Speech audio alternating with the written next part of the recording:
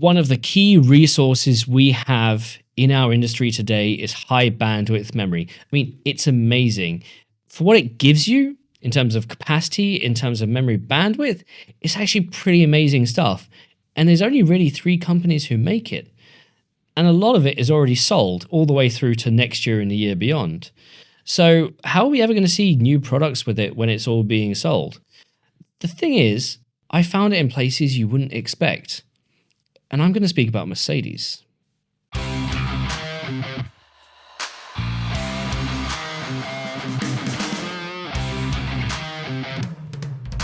Now, if you want a more detailed look at the latest announcements today, don't forget to subscribe to the channel and click that notification bell. There's a lot of detail to go through in a few videos upcoming, and you should be the first to get the latest updates when they drop.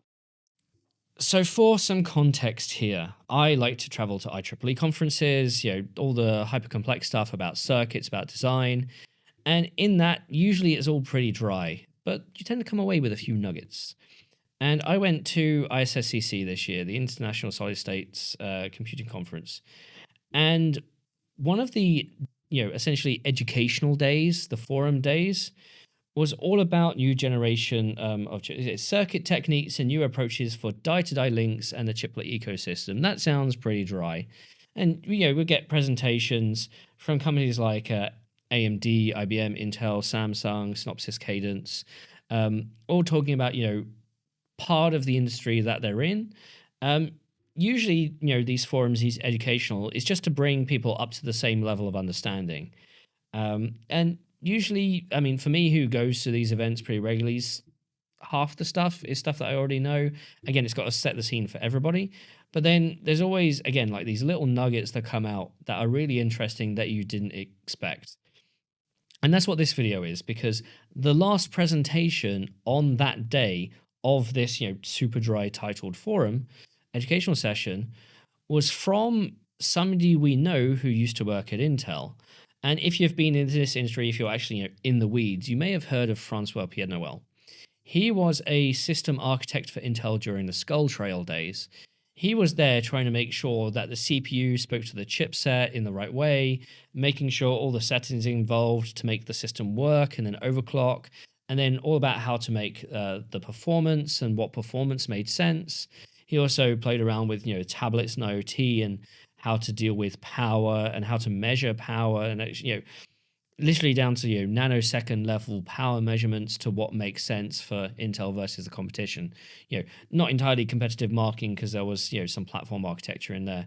And Francois is a pretty love him or hate him guy. And I've been through both with them because I worked with him while he was at Intel, and not everything was roses. We had difference of opinion in a lot of times, but he was here at this conference presenting on behalf of Mercedes. After Intel, he went to work for Mercedes to essentially go build their self-driving chip business, automotive driving, because the automotive market has very specific requirements when it comes to silicon in their chips, because people's safety is on the line.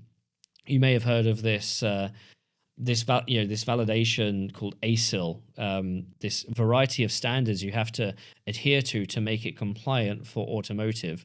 You have ASIL A, B, C, D, and the higher up you get on those letters to D, that's kind of like your golden standard, which you need to have for automotive.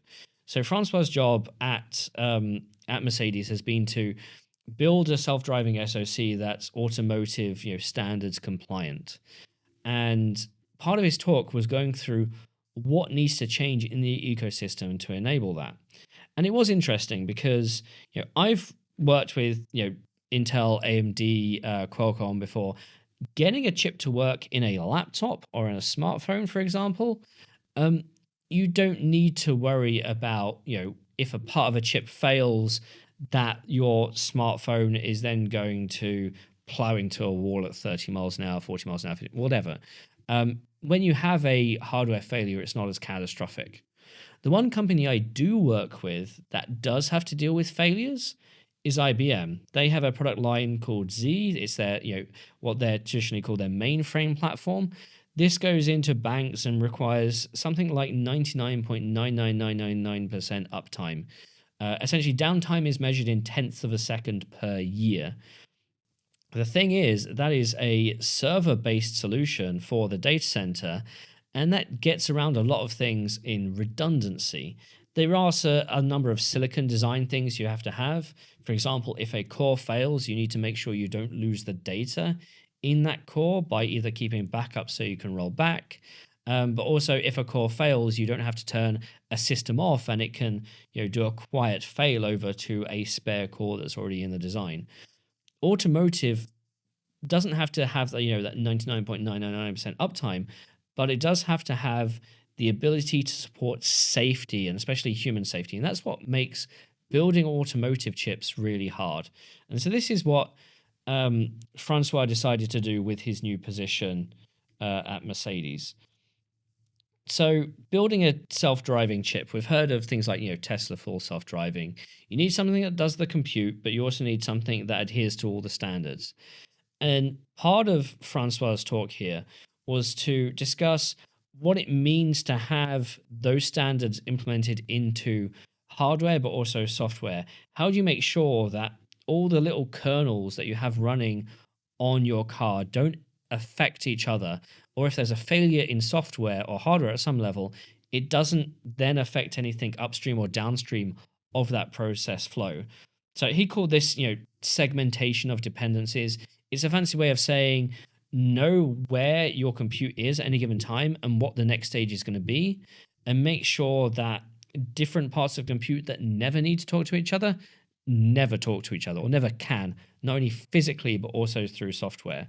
And this is important with self-driving, making sure that you have data coming in from your LiDAR, from your radar, from your cameras isn't affected by the Ethernet or memory chip going bust, sort of thing, in a different part of the car, or the heat sensor for your chair suddenly burns out and that disables your self-driving as you're going 100 miles an hour down the autobahn, that sort of thing. So the way he's approaching this is from that fundamental ground up design. Now that's interesting and all, and that's fundamental for that business. But what he started talking about is the chip that they're building. So this is the mSOC, and it's designed around having compute cores, machine learning cores, DSPs, UCI enabled chiplet, whether it's connected through DDR. You have your networking. You have on top of this custom machine learning software that Mercedes has built. You need all the networking. You need to be fast enough. And this is essentially the diagram here of what I believe this is one of their first generation chips looks like. And Francois went into two things that I think is really critical that got me excited for stuff I hadn't really considered before. One of them is that this chip has multiple components connected, multiple cores and accelerators connected to each other with a network. Now, these could be monolithic, as in all on a same piece of silicon, or these could be UCIe through chiplets. Now, if you have chiplets, you need to make sure that your chiplet communication also offers things like failover in order to be ASIL D compliant. So if your UCIe link fails, you have to have a spare UCIe link to take over. And the thing is, if you need all four UCIe links to enable full performance, do you still work at degraded performance? Again, all this comes into play. So Francois went into detail about how something like UCIe, he's had to work with the consortium here to put that into the standard to enable it for automotive grade UCIe. And I'm kind of surprised that wasn't part of it, but then I do understand that standards take time to evolve, and that's part of what is needed. The point is offering no single point of failure. The thing here is, also on this diagram, is HBM, high bandwidth memory, the super expensive stuff that we use in AI chips all the time. We do see it in some data center inference chips, things on PCIe cards, for example, though it is a massive cost adder, but you get massive memory bandwidth as a result. And Francois in this talk basically turned around and said, in order to get the performance you need in self-driving, DDR isn't sufficient. LPDDR isn't really sufficient. but also you can't use them if you want to be ASIL D compliant. And for me, this was like a wait, what? Okay, yeah, surely the memory's got to be ASIL D compliant, but why can you do it on HBM and why can't you do it on DRAM and DDR and LPDDR? So it turns out both DDR and LPDDR, if you have so many channels, however many bits your link is, um, if one of those fails, you lose the whole controller. So if you have one DDR memory controller that supports 2 channels of memory, for example, if one channel fails in operation, you lose it all, which is definitely not ASIL compliant by any stretch of the imagination. When you go to LPDDR, you may have like 8 channels of by 16 or 16 channels of by 16-bit. If any one of those goes down, you can't have redundancy unless you literally have a chip right next to it that is doing exactly the same thing, calculating on exactly the same data. So suddenly you've doubled your power requirements in the car. And that also has to not fail. And it just ends up being a lot more complex and costly than it is. It turns out HBM does support a failover mode. If you have your 1024-bit wide HBM into however many channels, it turns out that out of the, say there's 128 channels, you only need to enable 96 or 112 for performance in order to make it work over 10, 15, 20 years, because that's what some of these chips will have to do. You enable a different set of 96 every time the car starts up. You're wear leveling the round robin. But also, if one of those links fails, you can just take it out of the round robin pool and it still works the next time at full performance. Only when you run out of your spare lanes or spare channels do you actually then need to go actually replace the hardware in order to make it work. It'll still work, but at degraded performance. And the one thing that surprised me is I never knew this. HBM is what's going to make self-driving in cars compliant with the standards, which means every solution we've seen for self-driving so far that doesn't have HBM enabled, are they going to be able to get that certification? Are they going to pass that standard? That's what's somewhat insane to me. But then the other part of the equation, I spoke to Francois afterwards, and it sounded like it was really interesting what he's doing. There's some other news in there that maybe I'll go into in a different video. But I went away for, I think, about a couple of days, and this was still noodling in my mind. And I thought, well, hang on. How many cars does Mercedes sell each year? And obviously, this is self-driving, so it's only going to be in the S-Class to begin with. But even if it's 100,000 cars a year, in my mind, for some reason, I said 10 million, which may not be right. But then if each car has a self-driving chip with 2 HBMs on it, if it's 10 million cars, that's 20 million HBM chips. Suddenly, the world doesn't have enough HBM for one manufacturer making one set of cars. Now, obviously, 10 million is a stupid number. But if this is what enables to get some of the validation here, we need to ramp up HBM production. Perhaps we need more than 3 players. There's some talk of one of the Chinese memory vendors now looking at HBM as well. Both in capacity, both in performance, both in production. This can drive a good chunk of perhaps the semiconductor manufacturing industry going forward. Tariffs notwithstanding and all that stuff.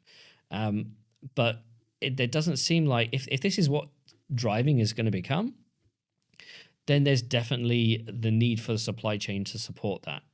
And this is like the nugget I took away from this presentation that made me really think about why stuff like this is important. And I went into this talk wondering what's going to go on. Okay, it's another self-driving chip. We've seen dime a dozen, whatever. But yeah, if you ever feel the inkling to perhaps find out something you didn't realize before, go head to an IEEE conference. 90% of it will go over your head. It goes over my head a lot of the time. And I'm not that bright compared to a lot of people there. But for the 10% of the stuff that does interest me, there's always that nugget there. If you've ever been to one of these conferences or you've got a similar nugget you think I should know, please do leave it down in the comments. I want to find out what sort of interesting things engineers are working on that perhaps the marketing department might not think is a good story. But as we know, this is a channel for good engineering stories, and I like this one.